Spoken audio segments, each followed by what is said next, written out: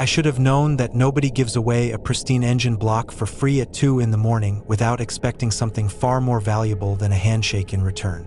The blue light of my phone screen was the only thing illuminating my face as I sat in my driveway, staring at the grainy photo of the part one had been hunting for months.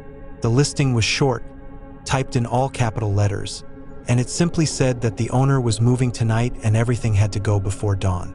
I told myself that I was being smart by jumping on the opportunity before someone else woke up and saw the post, but as I drove deeper into the industrial district where the GPS was leading me, that confidence began to rot into a cold, heavy lump in my stomach. The streets down here did not have names, only numbers painted in fading white stenciling on the sides of rusted corrugated metal warehouses. There were no streetlights, and the fog rolling off the river was so thick that my headlights seemed to bounce off the air, reflecting back at me and making it impossible to see more than 10 feet ahead. I checked my phone again, hoping the seller would have messaged me to say he had changed his mind, but there was only silence and the mocking glow of the map pin pulsating in the middle of a dead-end alleyway. I pulled my truck to a stop in front of a heavy iron gate that looked like it hadn't been opened since the factory it guarded went bankrupt a decade ago. The silence of the night was absolute, a heavy, suffocating weight that made the clicking sound of my cooling engine feel like a countdown. I stepped out of the truck, my boots crunching softly on the gravel, and I immediately felt the sensation of eyes watching me from the darkness of the upper floor windows. "Hello," I called out, my voice sounding thin and fragile in the vast emptiness of the yard. There was no response for a long time, just the sound of the wind whistling through the gaps in the metal siding, until a single light flickered on in the very back of the property. It wasn't a normal light. It was a harsh, flickering industrial strobe that cast long, jerky shadows across the ground.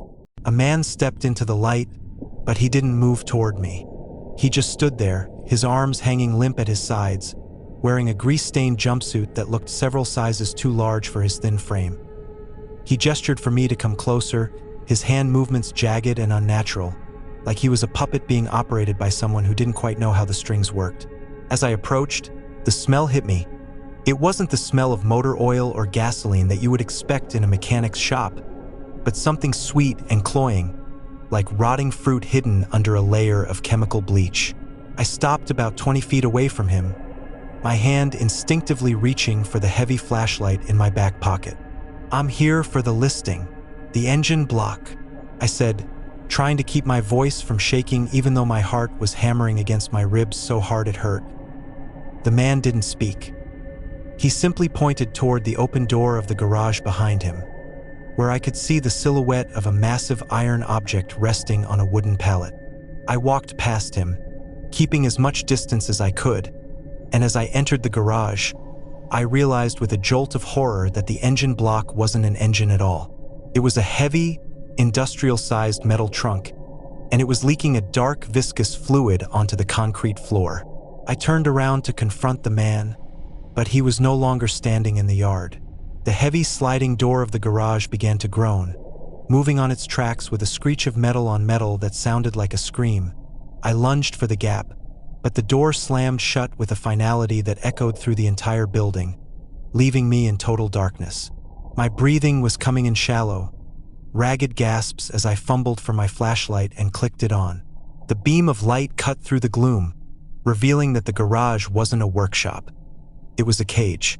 The walls were lined with heavy plastic sheeting, and there were dozens of Polaroid photos pinned to the studs, each one showing a different person standing exactly where I was standing now, looking confused and vulnerable. I heard a sound above me, a slow, rhythmic scraping, like someone dragging a heavy chain across the wooden floorboards of the loft.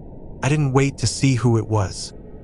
I ran to the back of the garage, searching for any kind of exit, my mind racing through every mistake I had made that led me to this moment.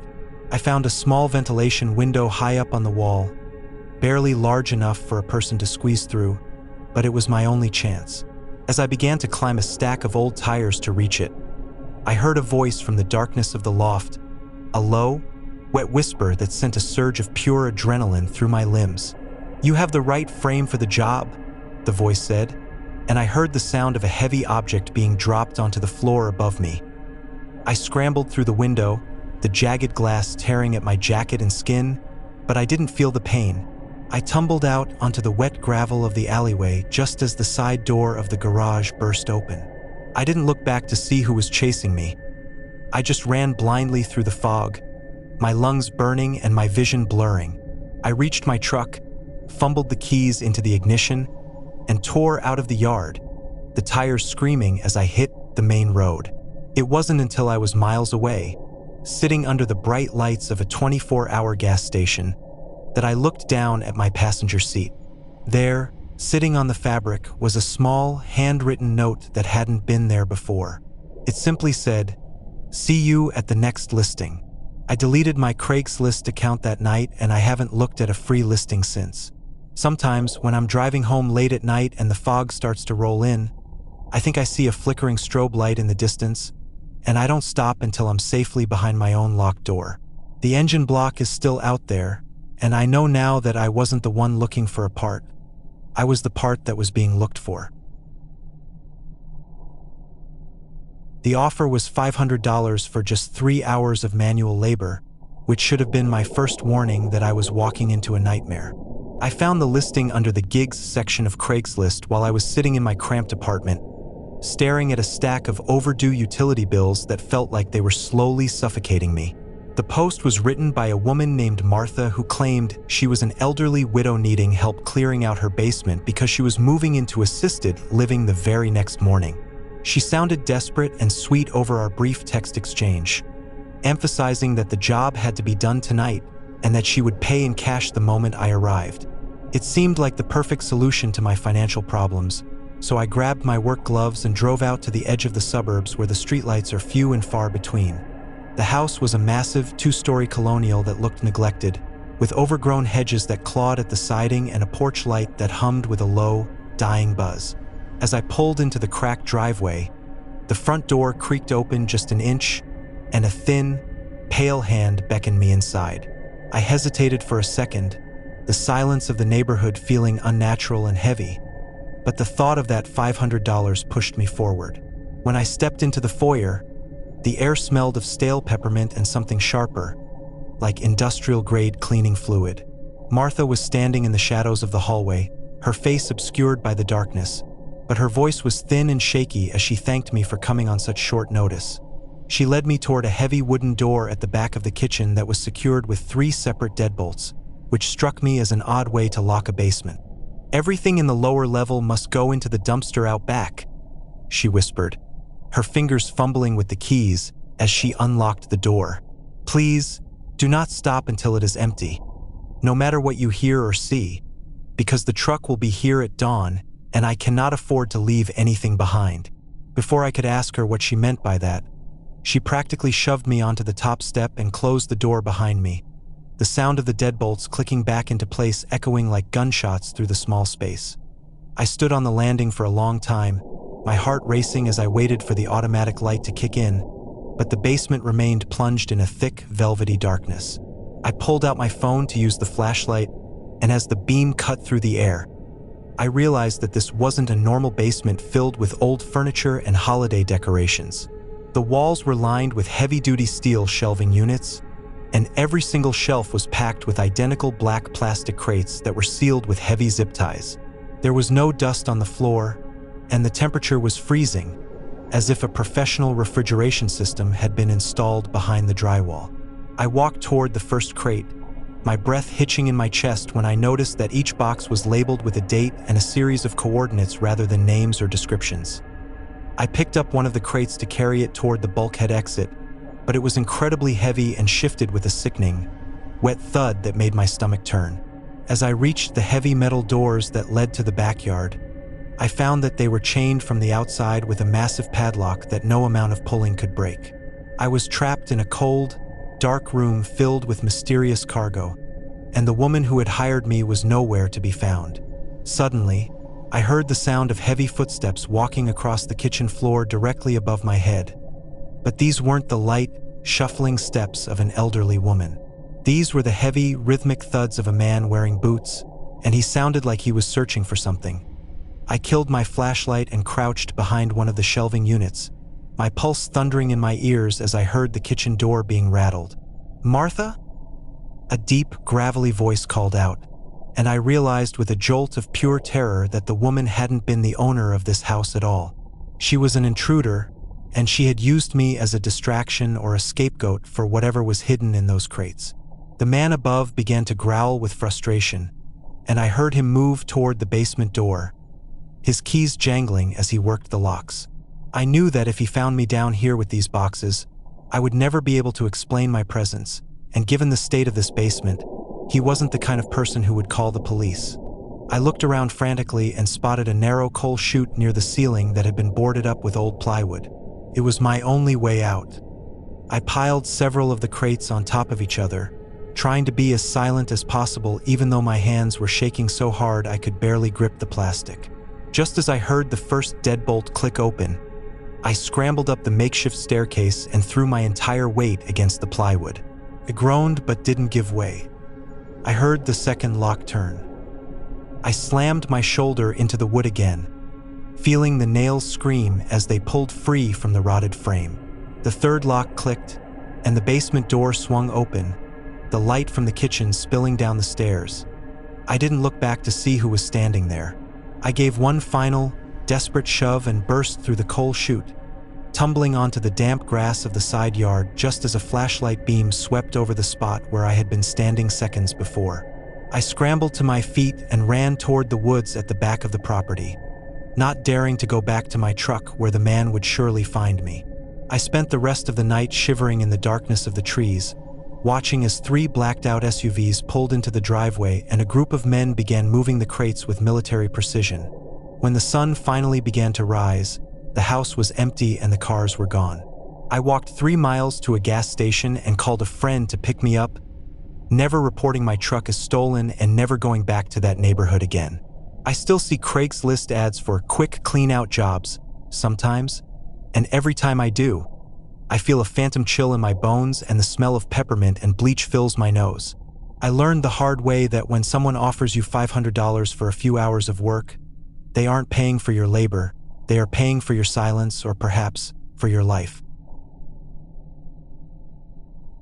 The job listing promised an unheard-of salary for a personal assistant, 3 times what I was making at my current dead-end office job, and it boasted perks like international travel and a company car.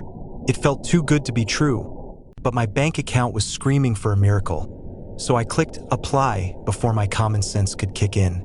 The ad itself was vague, mentioning only a discreet entrepreneur who needed someone with unwavering loyalty and resourcefulness. And the interview process was even stranger.